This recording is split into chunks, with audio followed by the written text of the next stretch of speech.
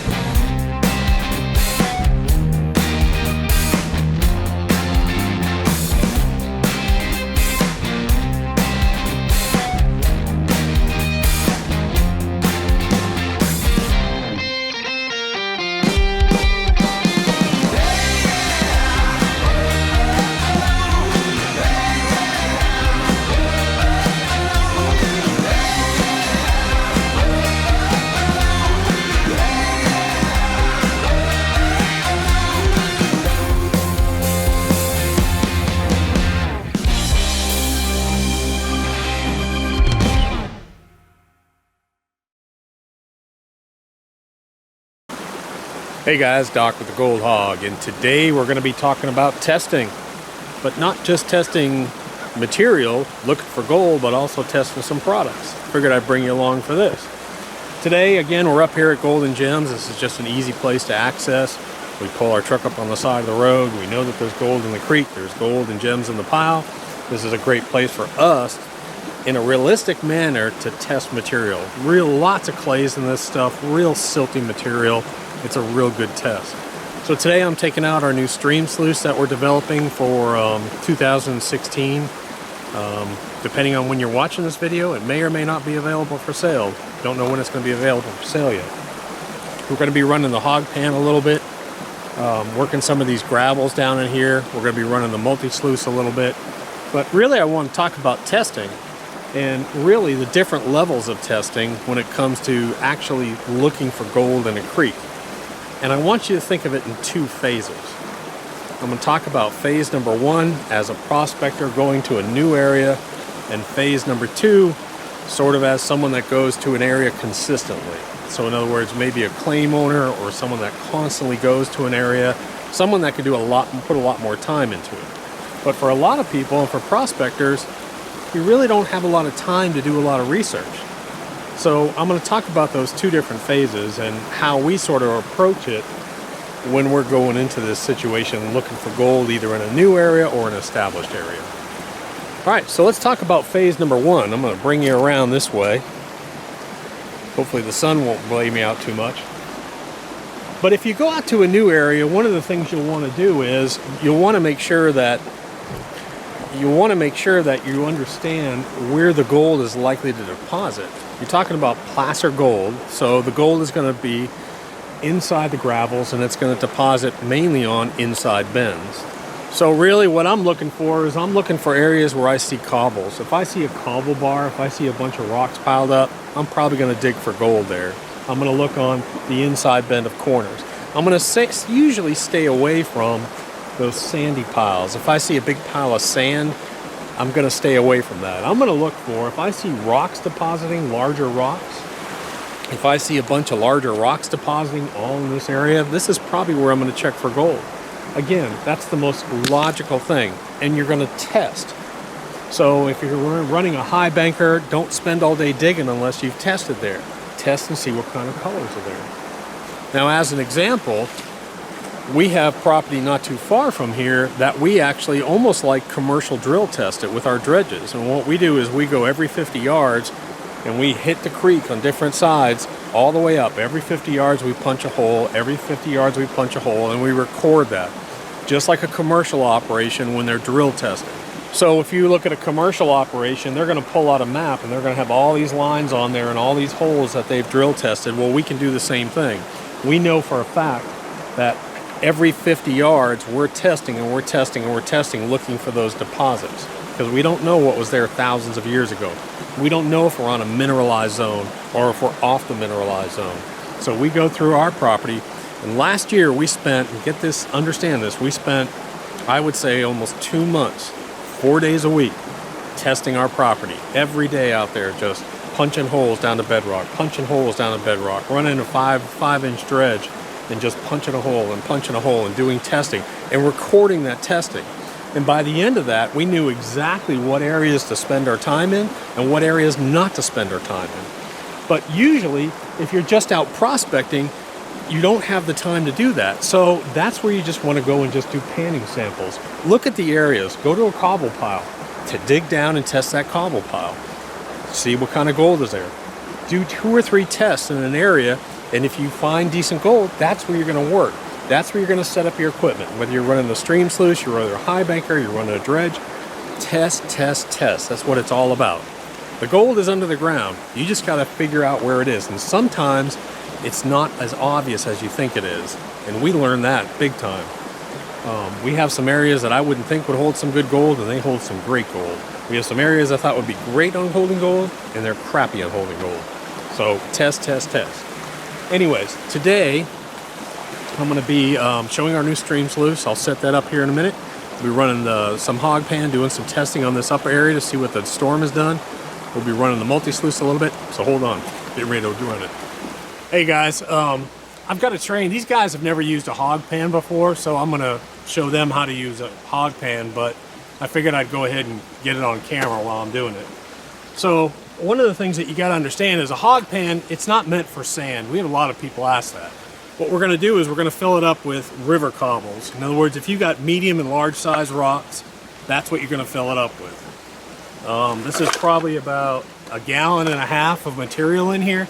And let me show them, I'm going to show them what I'm doing. I'm going to go to an area that is deep enough to submerge the pan. And all I'm going to do is just let the pan just sort of sink in. And then I'm just going to agitate it. Now when I do this, I keep my knees on I keep my elbows on my knees. And what that does is that keeps the weight off my back. And all I'm going to do is just agitate it, just back and forth.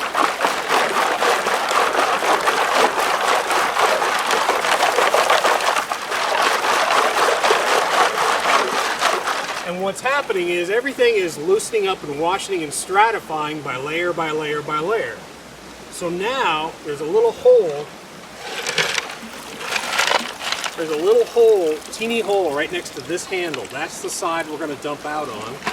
And all we do is just dump the rocks out.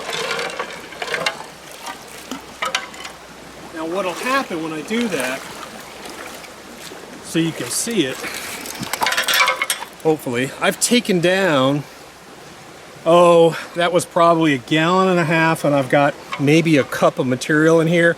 So all my heavies, my black sand, my gold, everything is sitting right in here.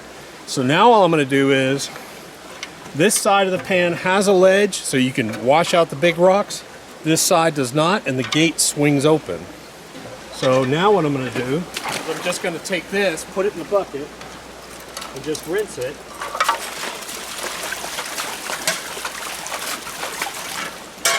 And now I've got all my concentrates sitting in that bucket.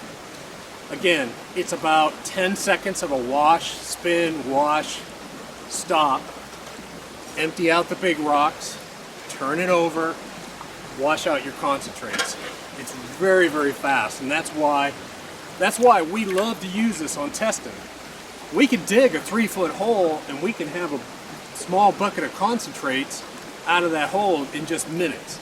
So I can go out here and test. Instead of having to dig buckets, bring it back up, run it through a classifier, and if you run it through a classifier, lots of time it's dry, you want to wet classify.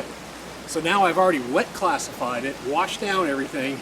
This is one simple step, and it's so nice. So I'm going to let them kind of try it, and maybe I'll put it on video.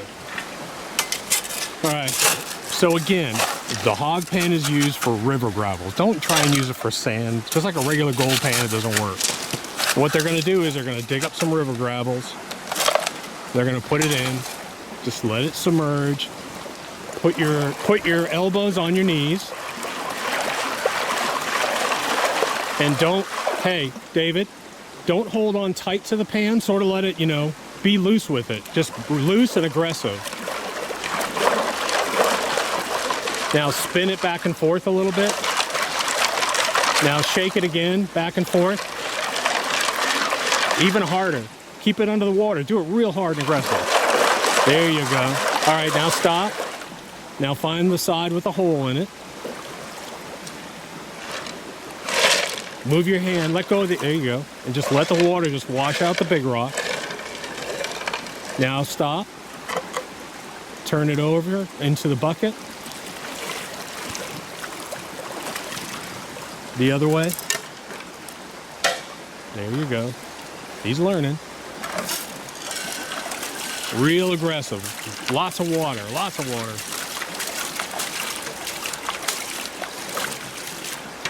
And that's it.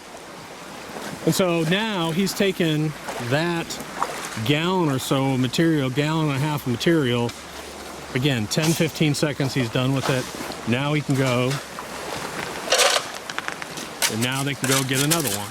So within only a few minutes, they can actually have a big hole dug down here and have all the concentrates sitting over in that pan over there. Okay, so now they're over here and they're gonna be running these cobbles over here. We're gonna be testing this spot. We're gonna dig a big old hole here, and maybe within 15 minutes, we'll have a 2 foot wide by 2 foot deep hole actually dug down here, and all the concentrate sitting in that bucket. And if we want, we can run it through the Multi Sluice, and that's usually what we'll do. 20 minutes digging it, getting our concentrates, run it through the Multi Sluice or pan it, whichever way we want to do. Now we've got a recordable test. Now we can record that information, what's sitting here, how much gold is sitting right here. Then we can move down another 50 yards and we can test the next one.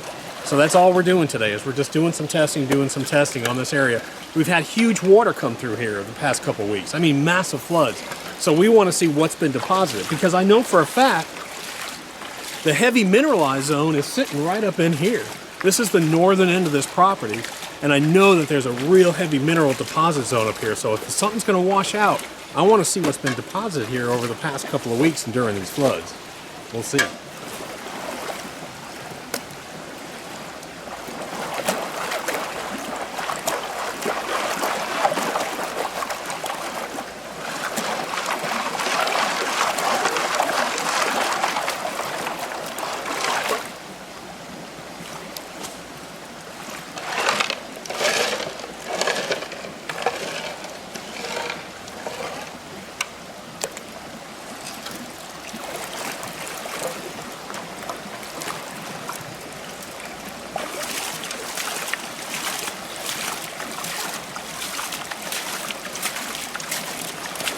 Hey guys, so today I got to do some final testing on this prototype of the stream sluice, but I figured I'd show you what it involves. So when we designed this thing, we wanted to do something a little bit different. We just didn't want to come out with another stream sluice. It'd be stupid because there's so many out there. So I wanted to sort of solve some problems.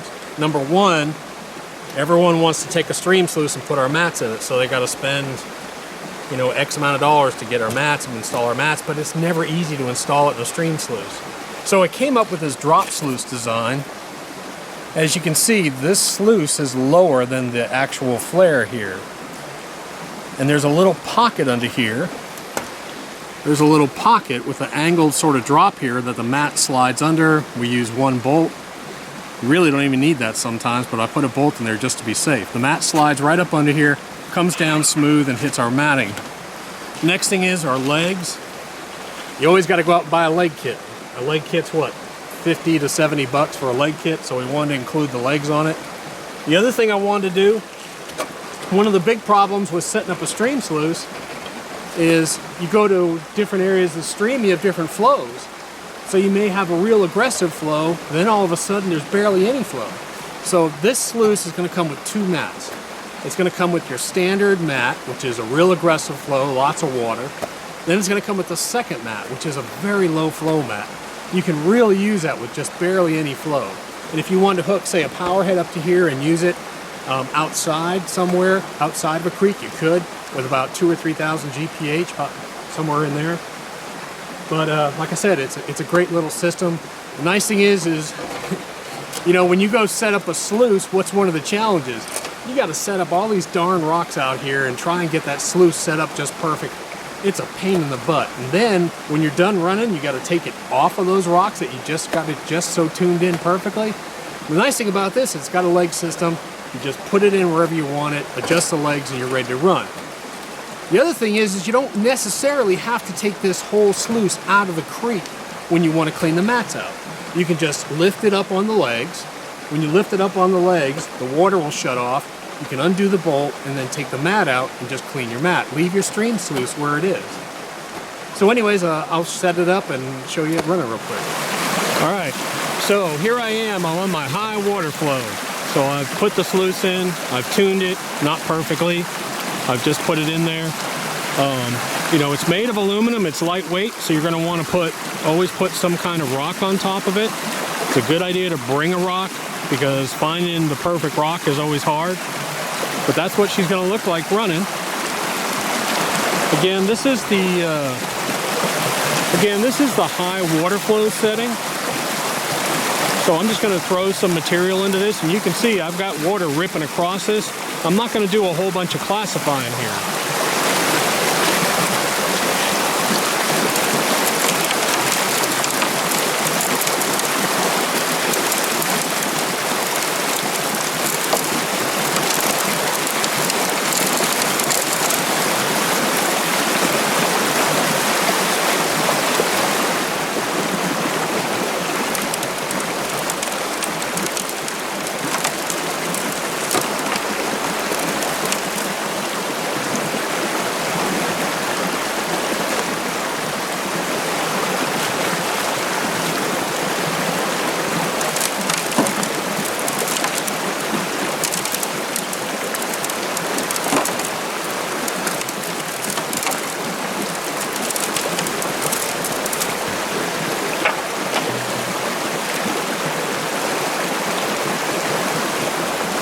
All right, so now what I'm going to do is I'm going to try shutting off the water flow.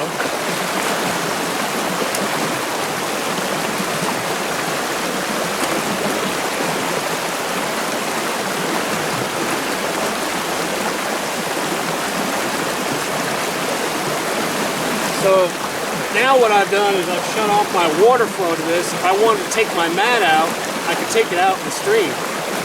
So it's pretty easy. Now I can sit here, I can see black sand in here. The only thing you want to be careful about is when you do this, make sure your sluice doesn't go down the river. You'll be doing the 100-yard gold dash, chasing your sluice. I'm in real strong water here.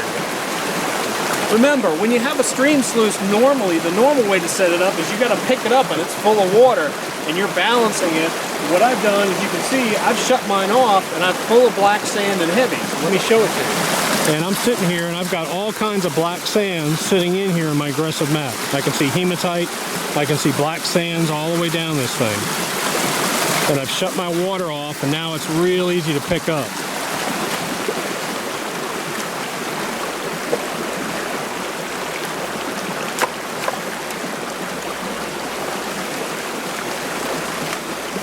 Yeah, this thing is real lightweight. I don't even know what it weighs. It's not even like 8 pounds. There she is. And all I have to do is undo one wing nut, pull my mat out, and wash my mat out, and then we're going to put it in a low flow situation with the low flow mat. So to take the mat out of this thing, all I'm going to do is undo this wing nut. There's one wing nut with a hole right here. Then all I'm going to do is I'm going to make sure that these sides are a little bit loose. And I'm going to lift up on this head a little bit, get my angle up a little bit, and now my mat will come right out.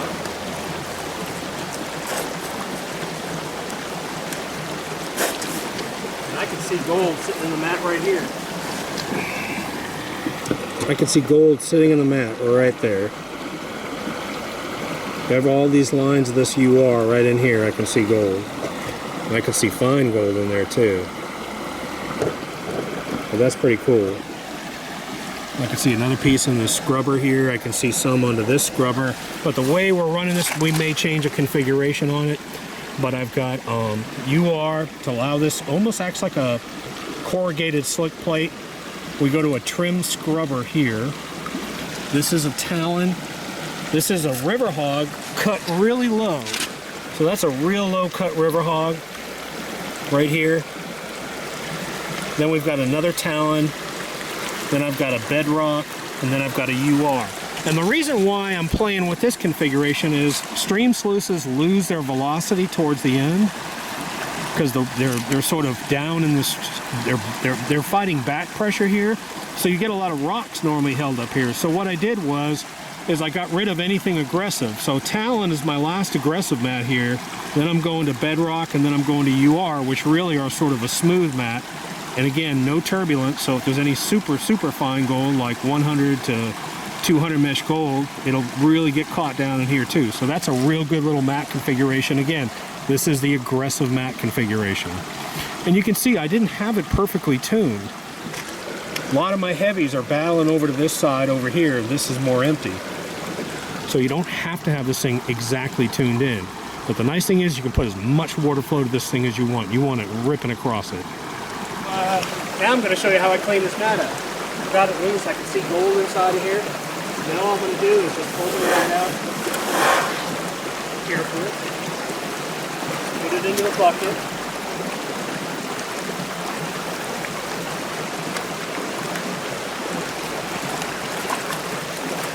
Now I'm going to reverse roll it. Wash the mat up and down. Wash the mat up and down. Now what I'm going to do is I'm going to reverse roll it the other way. This opens up the grooves. Same thing. Up and down. Up and down. Now my mat's all done. 10-second cleanup, and it's ready to go back into my sluice. I'm ready to run again, but we're going to run the low velocity mat here in a second.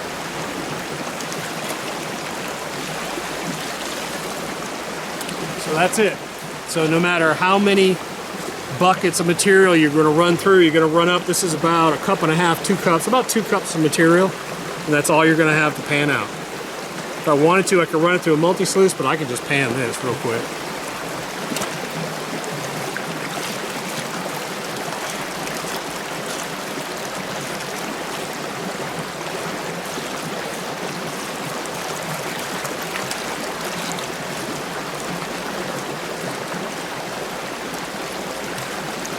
As soon as I start to see gold, I'm going to stop and reshape. Bring the pan down flat, tilt it up, and let the water do the work. Let the water do the work. I see gold, stop.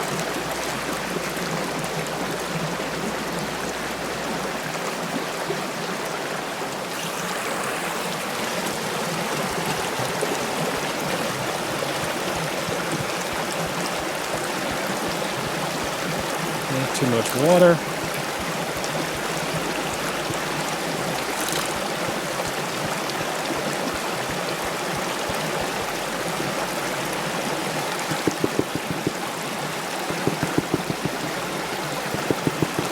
I'm gonna have to get some jet dry, but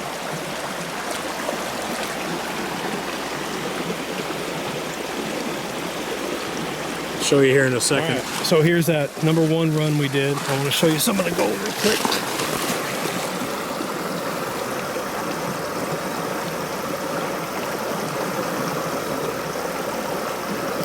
Okay, you can see I've got gold easily down to 100 mesh in here.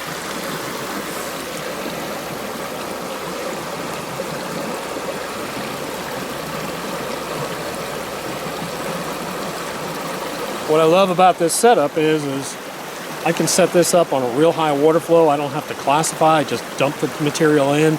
The mat's low enough, there aren't any big riffles in it, so the rocks just tumble over it. But man, it can take a screaming water flow. You don't want it deep. What you want is you want real ripping water across as fast as you can rip it. I mean, try and get the mats to blow out. That's what I try and get across to people all the time.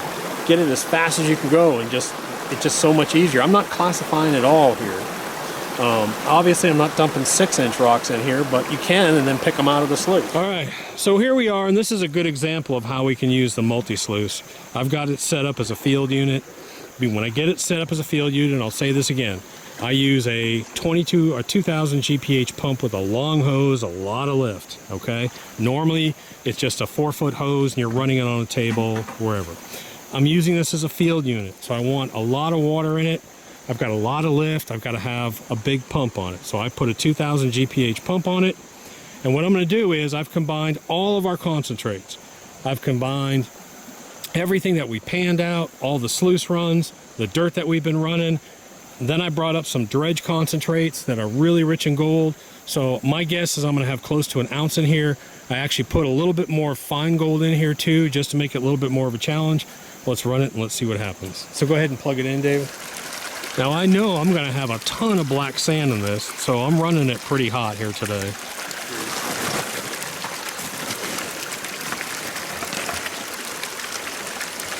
But again, one thing I could do with the Multi Sluice is at the end of the day, I could take all these concentrates and just work them all down to about 1 cup. So I've got half a bucket in here, and I'm just gonna work it on down. Just let it run on through.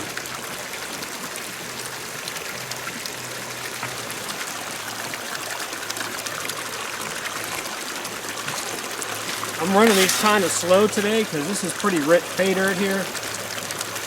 Like I said, I'm guessing there's close to an ounce maybe. We'll see. All right, so here we are at the end of the day. Ricky's tired, David's out here. We're just running these concentrates now. Now what we understand better, we'll understand better. We've done some of this testing and we understand. We've seen some of the gold deposited from this flood, from the upper area, and it looks pretty good actually. We were doing test pans, we were just panning out the HogPan. So this northern section of the property is a good place to work. But anyways, that's just what we were doing today. I'm going to show you once we do this cleanup. I'll go over and clean up this Multi Sluice. We'll take a look at it because there's a lot of gold in here. Again, whatever we were testing in here, we brought up some dredge concentrates. They were really good dredge concentrates. They were from a really rich area, the mineralized zone that I was talking about on our property we were testing. There were probably 2 days worth of concentrates there. We had some other concentrates here that we were running. We were running some of this dirt. So we're just put it all together. Even the stuff that I panned out in the bottom of that pan tub, we're rerunning that again through the Multi Sluice. Gonna run everything through the Multi Sluice. I'm gonna take about 3 gallons of heavy black sands and concentrates. That Multi Sluice is gonna take it down to 1 cup. So that'd be kind of cool. We'll be able to pan it and see what's in it. So hold on. All right, so we shut down the Multi Sluice. I can see gold all through the mats. We'll show that in a minute, but I'm gonna take this catch pan down here and I'm gonna pan that out and check for losses. We'll take it home and we'll run it again just because, you know, heck, we're out in the field, so we'll see what's in there. Okay, so normally when you run the Multi Sluice, you run a 2-step process. You classify down to 1/4 inch, run it through mat number 1, classify down to 12 or 20 mesh, and then run through mat number 2. But I wanna show you this right here. So I only ran mat number 1, that's all I did. I ran mat number 1, we ran 3.5 gallons of almost solid black sand through the Multi Sluice. So first, here's my losses. So that's what was in this tailings pan right there. I would say that's maybe a grain, not a gram. That's about a grain, maybe 2 grains of gold. Not much at all. Again, this would be caught on your second run because a lot of this is going to be that super fine or flat flaky stuff. So on your second run, that would be caught with the Multi Sluice. Again, we're only doing 1 mat today. You're supposed to do 2 mats. All right, so now what I'm going to do is I'm going to unhook this Multi Sluice. I'm going to take the power head off. And now I want you to see what's in mat number 1. So you can see up at the top, even up here, this mat sort of curves up here, but you can even see the gold just filled in there. So I can get it to record. But you can see it all piled up in there. Try and see, there we go, like that. Right up in there. You can see it's tucked in under those lines up there. You can see it all through here. There's all buried up under this black sand. There's gold all in here.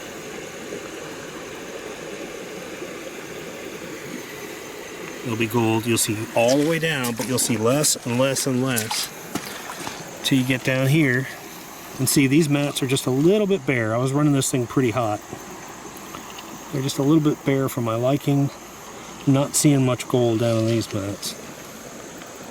But you can see the difference like way up here. Like that. There's probably about 6 grams of 100 mesh gold sitting in here.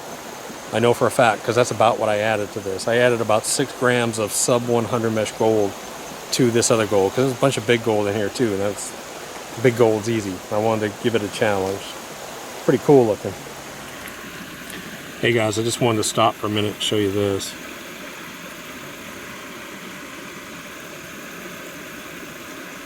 That's some pretty stuff there.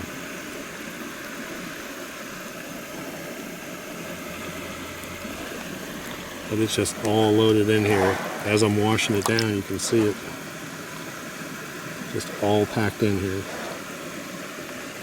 I don't know how this is gonna show up, so I can't pan this down too much because there's so much gold in here. Like I said, it should be close to an ounce of gold sitting in here. But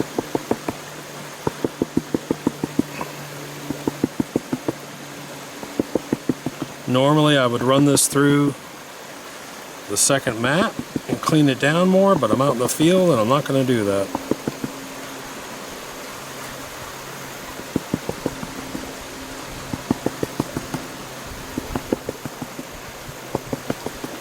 Alright, like I said, I know that there's 5 to 6 grams probably of sub 100 mesh gold sitting in here, but there's at least an ounce of gold there.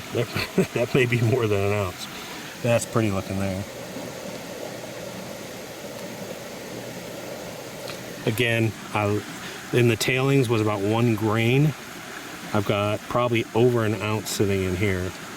That's pretty cool looking. Okay, so real quick, I did want to show you, I broke there, all the big gold is down over here. It's always hard to see it, but I wanted to show you some of the fine stuff here. And you can see that, like I said, there's probably 6 grams of sub 100 mesh gold in this run.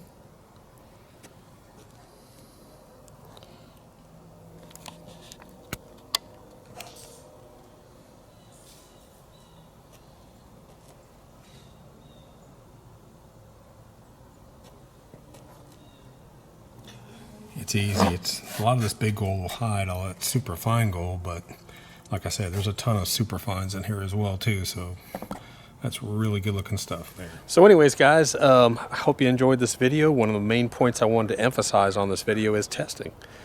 If you're just going out for a day, spend a few minutes testing. It doesn't take long. It'll only take you maybe about 30 minutes, but rather than investing 6 or 8 hours digging in the wrong spot, take 30 minutes and do a few test pans. Pick the good spot. It's the same thing whether we're working with a commercial operation or whether you have a large dredging. If you're doing a lot of dredging, you're going out for a whole week, hey, do a little bit of testing. Make sure you're not diving underwater for 6 hours and there's no gold. Do a 30-minute test. Stop, look at it, check your cons, make sure you got gold. Do a few tests and record your results. It's the same thing that a commercial operation does when they're drill testing. Test, test, test.